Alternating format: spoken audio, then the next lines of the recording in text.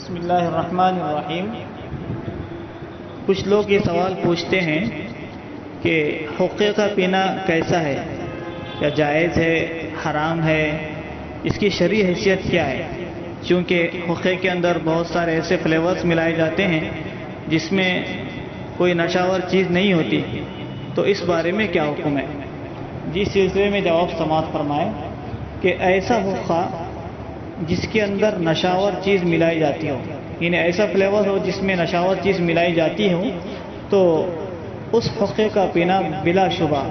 ناجائز ہے اور حرام ہے۔ البتہ بہت سارے حقوں میں تمباکو لوگ ملا کر پیتے ہیں، چونکہ تمباکو بھی ایک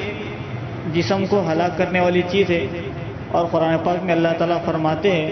لا تلقوا بأیدیکم الی التہلکہ، اپنے آپ کو ہلاکت میں مت ڈالو۔ تو اس اعتبار سے تمباکو والا حقہ پینا بھی درست نہیں ہوگا۔